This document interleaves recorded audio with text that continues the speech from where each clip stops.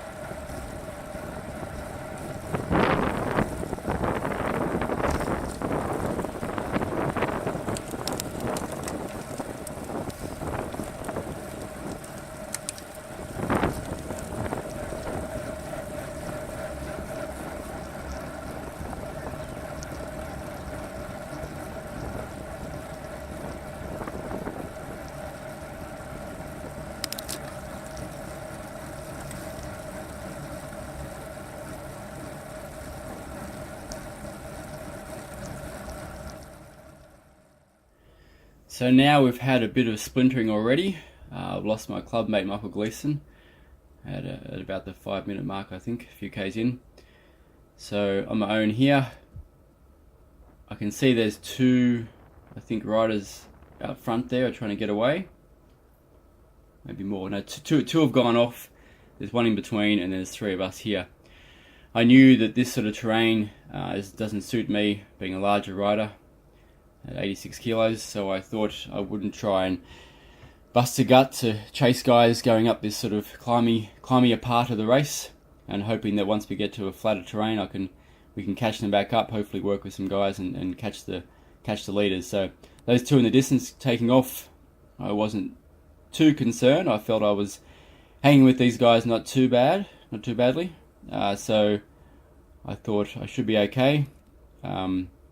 Should be able to catch them later on, but you never know, of course. But that was the hopes that I had. So now a few more guys are going, and again, I'm not going full on my limit right now. Just trying to hang in there. Just trying to get through this lumpier part as best I can without killing myself. So I've still got some energy left to chase on later on.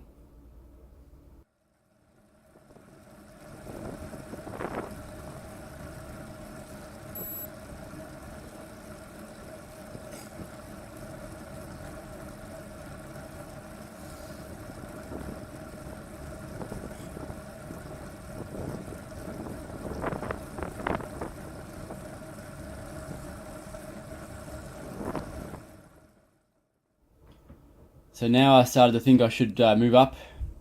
The ground is flattening out a bit. The official's car comes past, so I figured I might use a slight bit of draft I'm going to get from that. Very, very minor, but better than nothing. I thought I'd use that to try and get across to these guys in front. There were 3 there, I think. Yeah, 3 there, and the 2 that went off earlier, I think, are out of sight right now. So that was a bit concerning, not knowing what was to unfold, but I knew I couldn't try and chase them down on the lumpier sections, so I was hoping I could join these guys and we could chase them down with a group of us on more flatter terrain.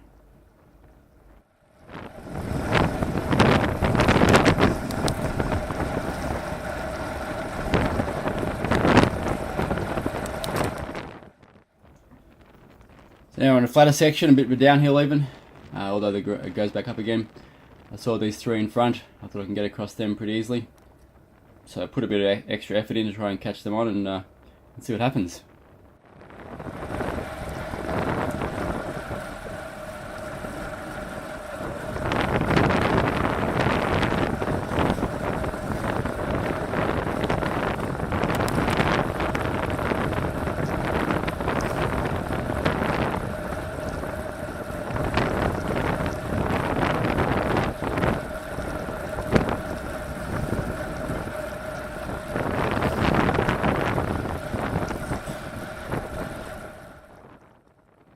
So I start to catch up to the 3 cyclists in front.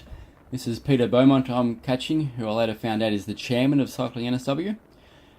Try to use him for the last 10 metres to bridge up to the other 2. You'll see Glenn Morby, 182, from Viking Cycling Club. He got us organised. He said that 4 will beat 2, which I agree with. So as long as we work together and work in unison, we should be able to catch those 2 in front. You'll see them in sight soon as well, so that gave us more confidence to chase them down. Hey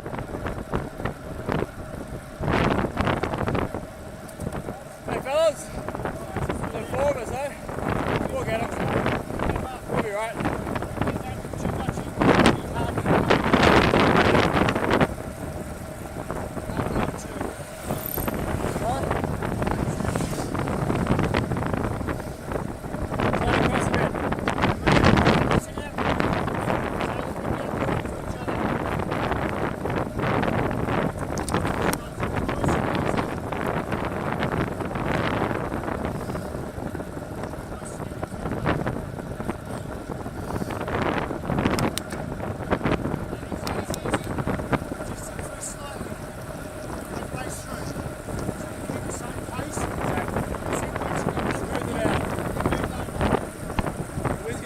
Around the bend.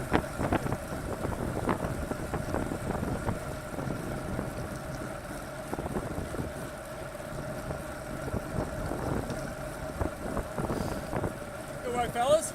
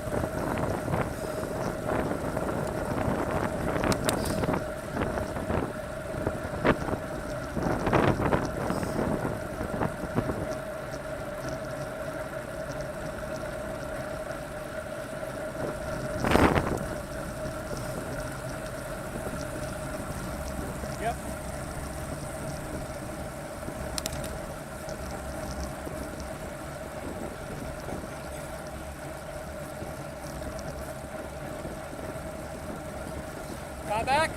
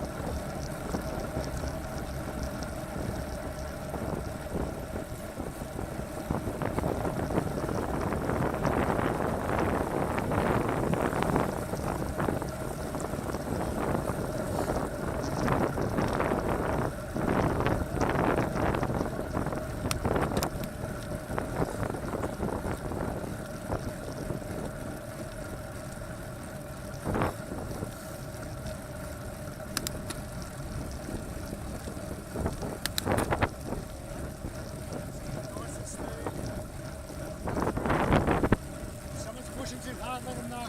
Yep. Yeah, communicate, guys. Now be quiet. You dropped him. You alright?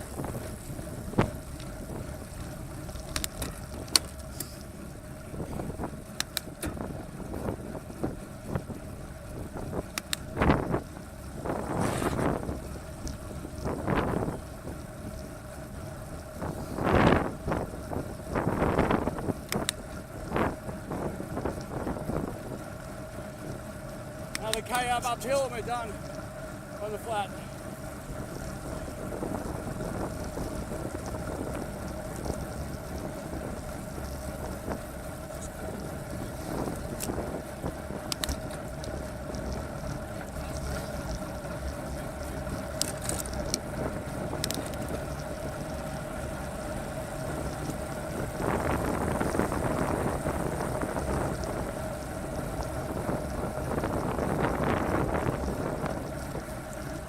Up.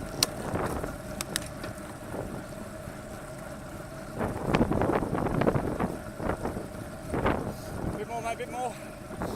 Almost over the lumpy part.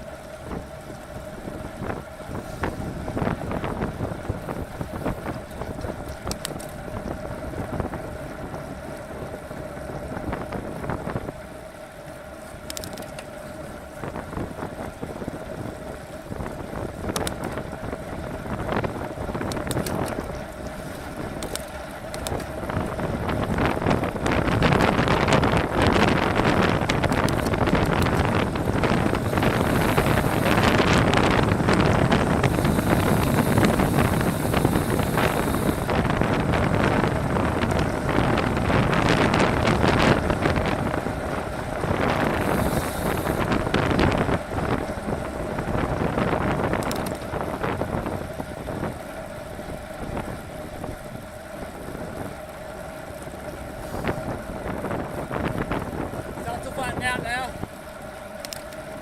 We'll have the advantage over those two.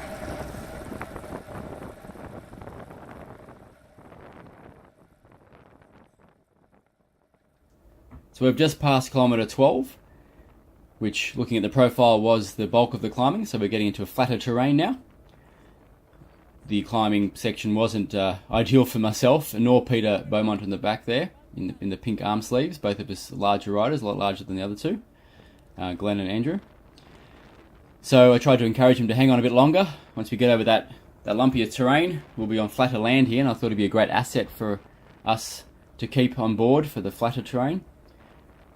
But unfortunately he struggled to hold on, and he drifts off now. So we'll be down to only 3 in the chase group, which is still better than 2. Still confident we're going to be able to catch the 2 in front, as I thought they were probably smaller guys as well, seeing as they did so well in the climbing section. But having 4 would obviously be better than having 3. So we continue to work together. This is Glenn behind me, Andrew to the left in the giant CC colours.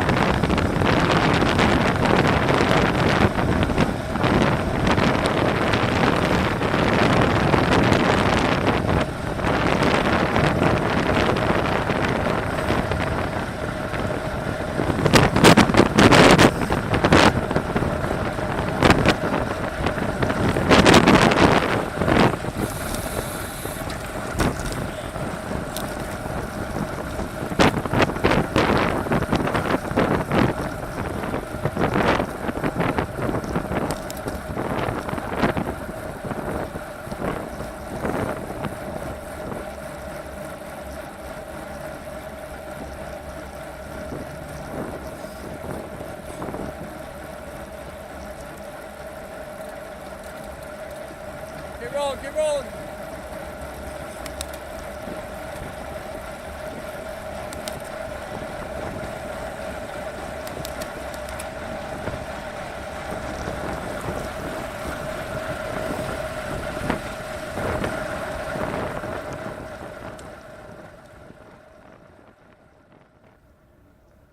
So we've been working well together, the three of us, Andrew, Glenn and myself, swapping turns, although Andrew had been struggling a bit on this section. He was contributing, which was beneficial to our chase, having three to chase down two, even if one of them is not giving full contribution. They're missing some turns, it's still beneficial to the group, it's still good to keep them on board.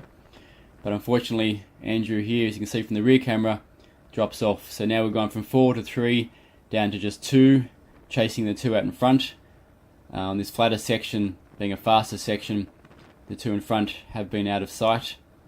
So we weren't sure how far up the road they were, but I thought this being a faster section, they would get out of sight, but we could still have a bridgeable gap, fingers crossed anyway.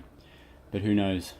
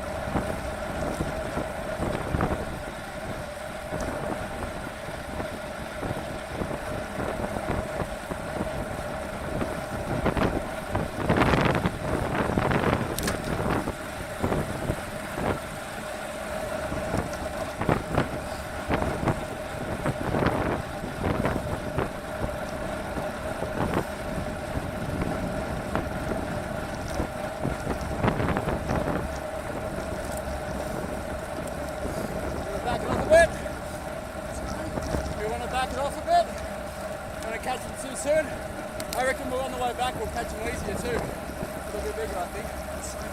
Yeah. We've got them in sight, we're okay. I think out of about, that was small guys, weren't they? Liners, so we're going to be better on the way back. We should catch them pretty easy. Go straight past them. Yeah, yep. Yep.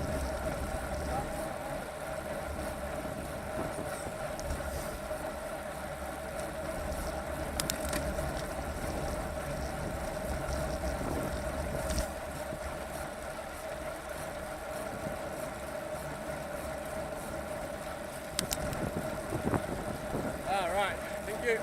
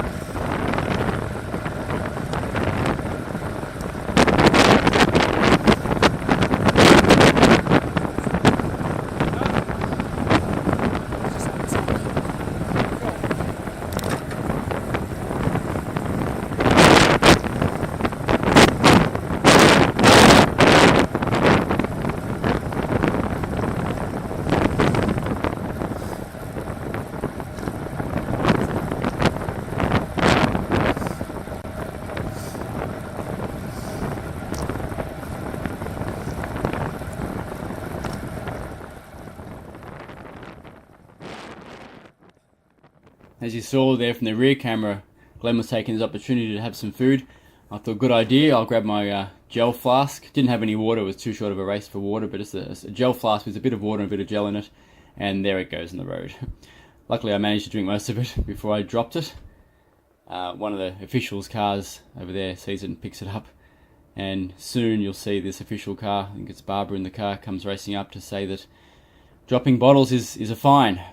It's a fine for being clumsy, I suppose, but yeah, I did want to get that back. It wasn't an intentional drop, it was just, I guess, on your limit trying to get food into your mouth and dropped it.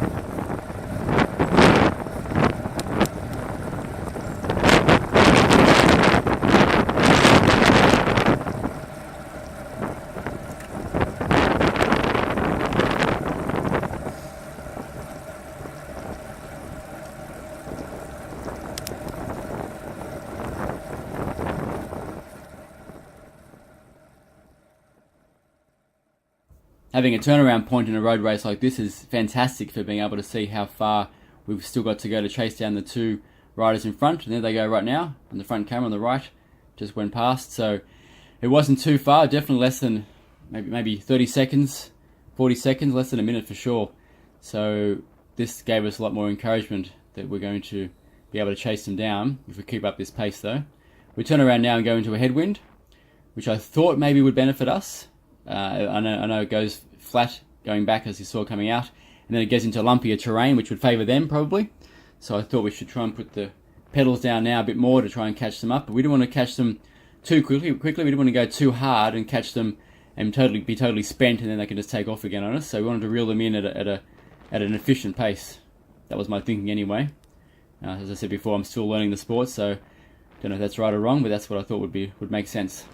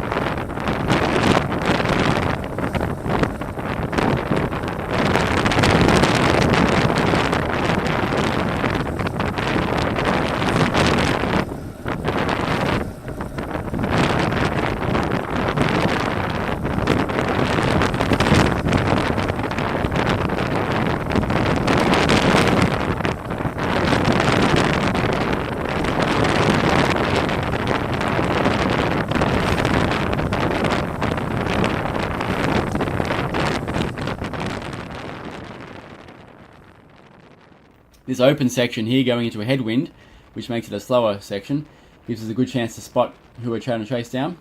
You can just see the two off in the distance in the front camera. It was encouraging to see them there, but at the same time it also felt like we weren't gaining on them. And going into a headwind too was quite, I guess, demoralising in some ways, but I didn't try to look into that too much and just more focused on myself, focused on what I can do, focused on just trying to ride to my limit, but a limit that I can sustain for the remainder of the race. And I suspect Lem had the same mentality.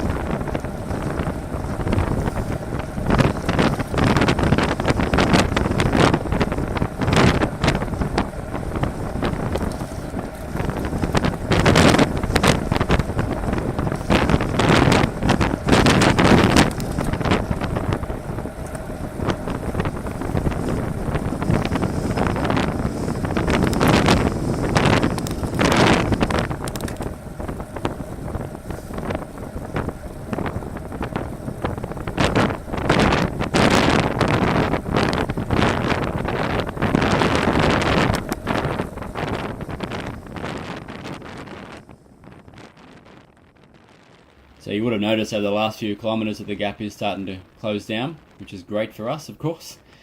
It gives us good motivation to keep going.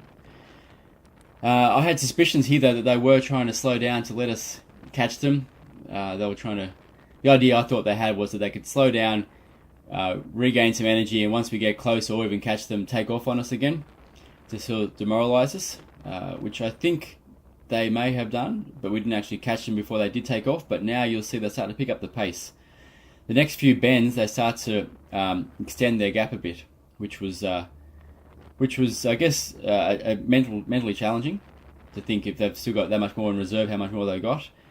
But like I said before, I didn't really focus on what they were doing as much as what I can do and what I can control, which is just ride to my limit. I knew what sort of power numbers I can do for over this sort of time frame, so I just tried to hit that limit as best I could.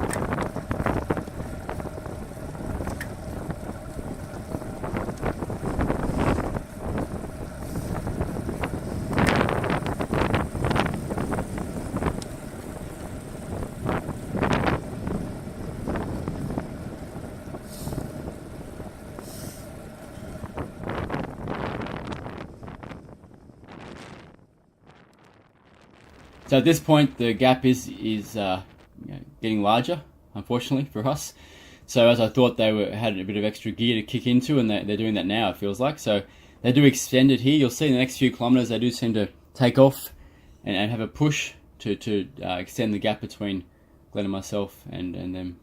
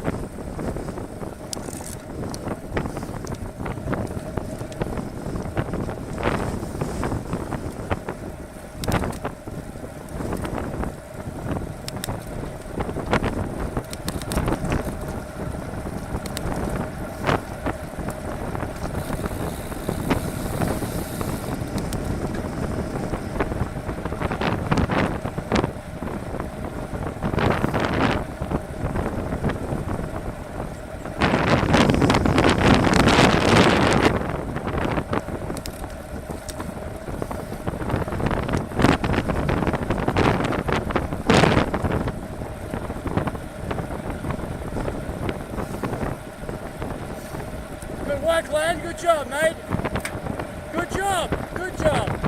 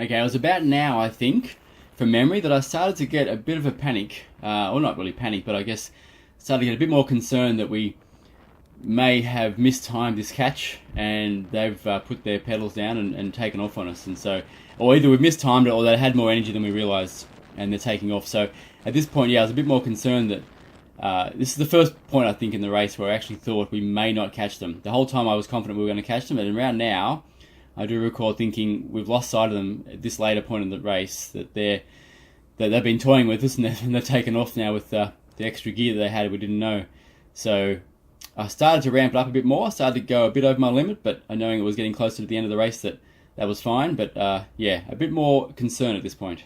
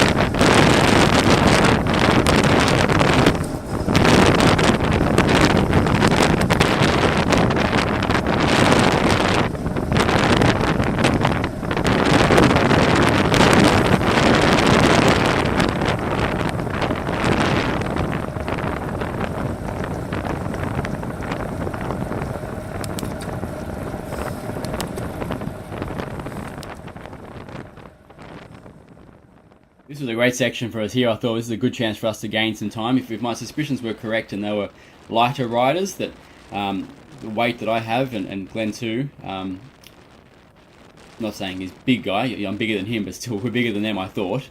This is a good chance, nice flat open section, slightly downhill, that we can really use our weight and I guess this probably just raw power over their power to weight ratio to try and reel them back in. So yeah, again, like I said before, I was picking up the pace a bit, and again, particularly here, really started to push it harder.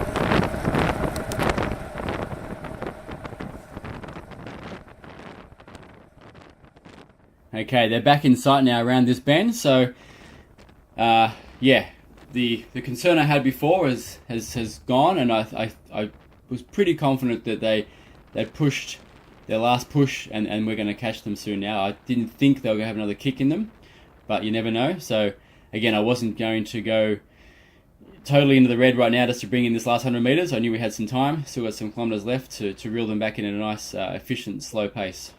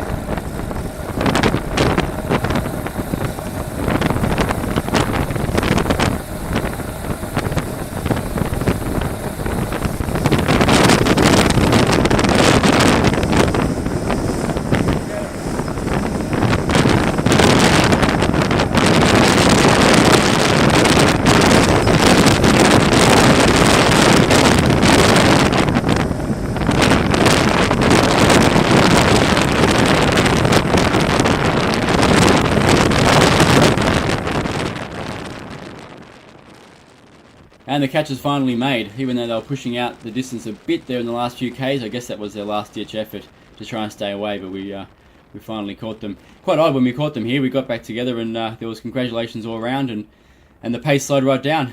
No one wanted to go on the front, no one wanted to work for the last 8 Ks, which I guess is understandable.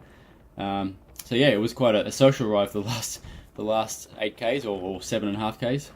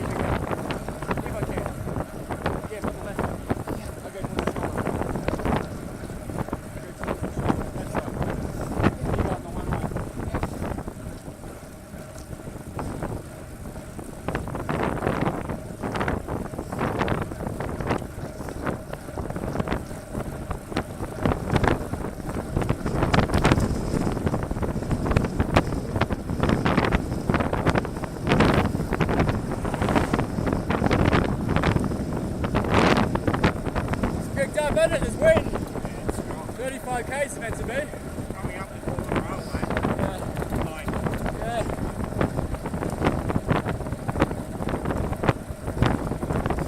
There's no one else coming, is there? We've got two guys we dropped though, they're not far behind. Probably a day or two.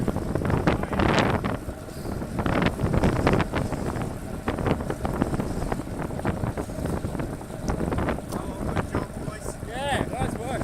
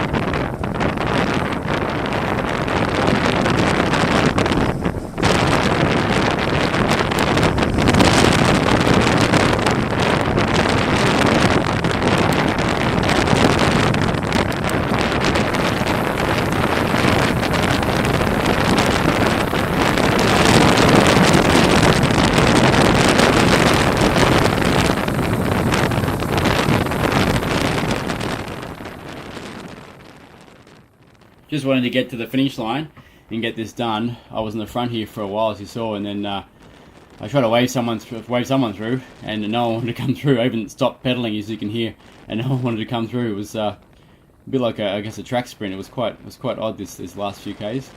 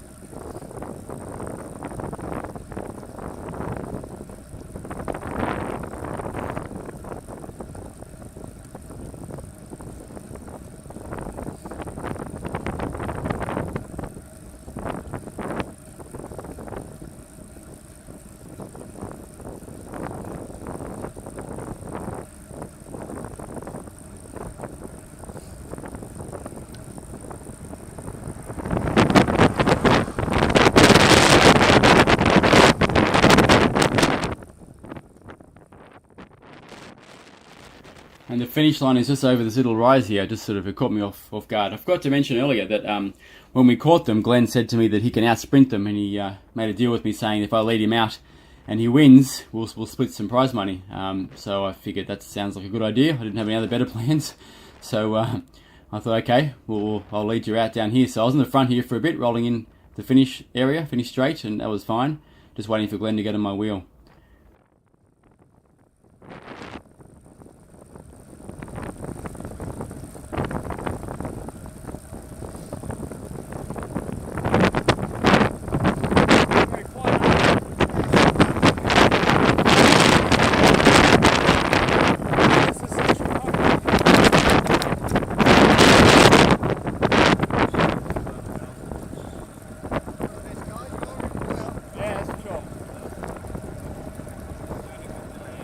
Yeah.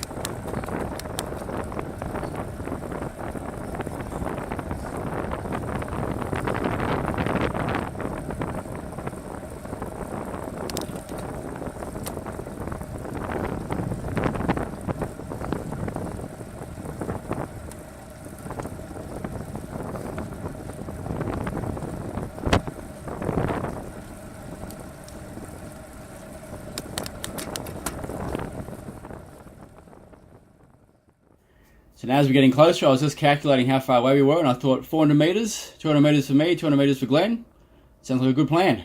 So off I go, with the idea being that I'll lead out Glenn for half this stretch, and then he would take the last bit. And so didn't go full speed off the get-go. I did have in the back of my mind the thought that if I could hold on and maybe get second, it would be nice. And around now I started to realise that no one's coming past me and that I actually have a chance. And I thought, just keep going, mate, just keep going. And much to my surprise, no one came through. So made me a happy man. Race 1, my first ever win in cycling.